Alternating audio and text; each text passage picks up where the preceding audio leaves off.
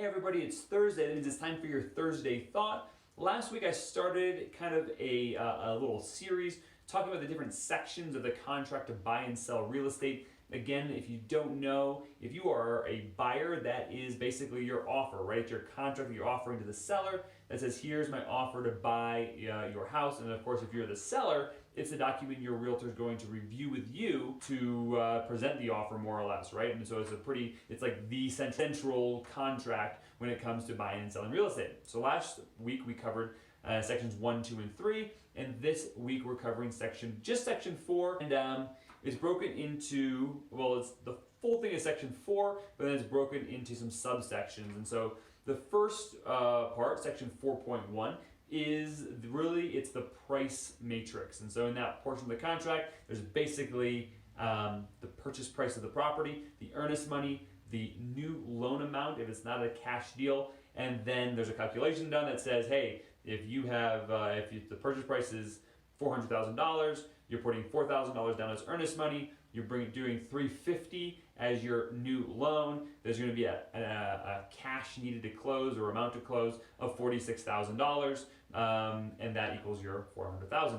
The next section in section 4 is seller concessions. This is basically a spot where you will ask the seller to contribute to the sale and to cover miscellaneous closing costs, everything from maybe some lender imposed fees to title company fees to prepaying some of even taxes and insurance, things along those lines. So all of the prepaids that go into essentially your closing costs. Basically what that number does, it will reduce the amount of money that you need to bring to close, but there is a limit on how much you can utilize. So you can't ever get cash back from seller concessions. Just something to keep in mind. So section 4.1, price and terms. Section 4.2, dealing with seller concessions.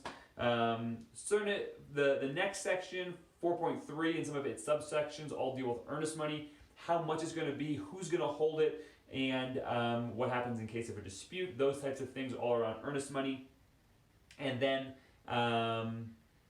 it goes into section 5, which all talks about your new loan. And we're not going to cover section 5 today. There is one important part in section 4, and I can't remember exactly which subsection it is, but it says something to the effect of the buyer has the funds that are immediately verifiable as the amount stated at cash needed to close. And so that $46,000 that I referenced earlier, the buyer should really have that amount inside of a checking or a savings account that they'll have ready access to.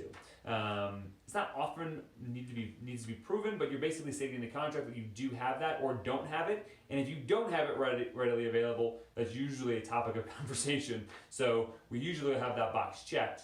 So to kind of know that and be prepared and be looking for that when you're reviewing the contract to buy and sell.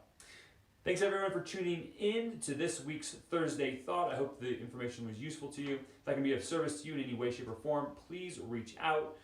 Call, text, or email. I'm available, and I look forward to seeing you next week for next week's Thursday Thought. See ya.